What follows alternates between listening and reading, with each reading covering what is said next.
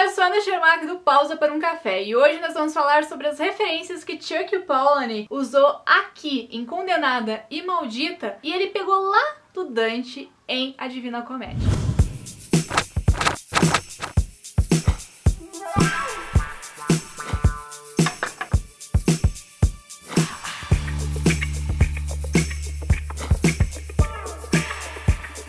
Se você já conhece o nosso vídeo de referências, você sabe que aqui a gente pega uma obra, pega alguma coisa e destrincha um pouco das referências utilizadas naquela obra, principalmente se forem referências à Divina Comédia, que é a minha obra preferida, enfim, o meu livro preferido de todos os tempos e de todos os universos. Você também sabe, se já conferiu algumas referências por aqui, que A Divina Comédia é um livro que inspirou muita gente, e Chuck Palahniuk não foi diferente. Ele também foi fisgado aí pelo bichinho do inferno.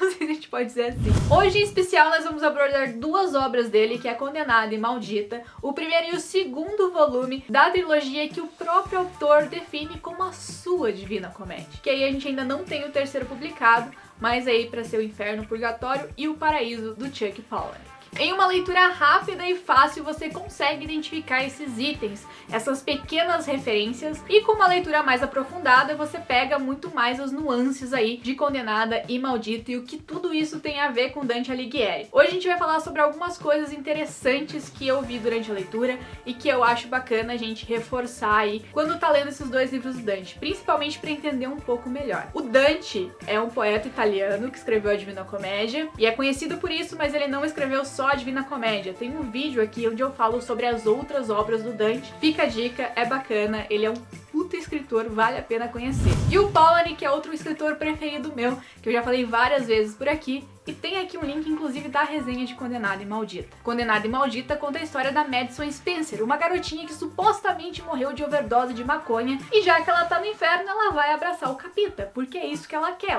conversar com Satã. E agora o meu vídeo foi lá, sei lá, desmonetizado pelo YouTube. Falei maconha, inferno e Satã no mesmo vídeo, já foi desmonetizado.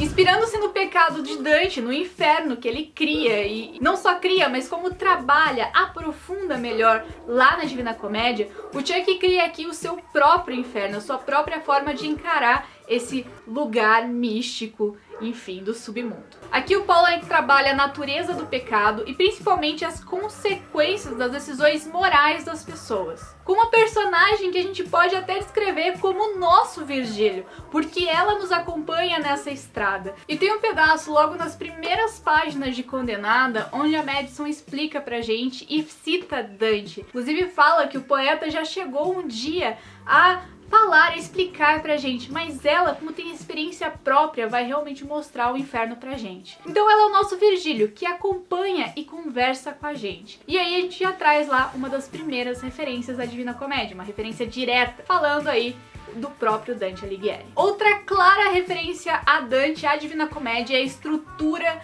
das páginas, a estrutura do capítulo. Quando você lê a Divina Comédia, você sabe que tem uma pequena explicaçãozinha do que vai acontecer ali antes de você adentrar ao poema. Isso é importante porque, como o poema é em verso, ele não explica tudo nos mínimos detalhes, ele meio que deixa subentendido, e essa é a importância de lendo Dante, ou enfim, de você entender a obra, e ele sempre dá esse pequeno explicaçãozinha antes. Aqui em Condenada e Maldita a gente tem a Madison falando com os twitters, com os seguidores dela, antes de começar propriamente a história, o capítulo. Então ela sempre começa falando com a gente ou falando com outra pessoa. Tem sempre a explicaçãozinha dela aqui antes de começar o capítulo. Acho isso incrível, é um detalhe muito bonitinho. Outra coisa muito interessante quando a gente compara as duas obras e fala de Dante e fala de Condenada e Maldita é a clara linguagem. Tanto Dante quanto Chuck usam essa linguagem suja pra falar sobre o inferno. Uma das maiores críticas às traduções da Divina Comédia feita pelos próprios leitores da Divina Comédia é a própria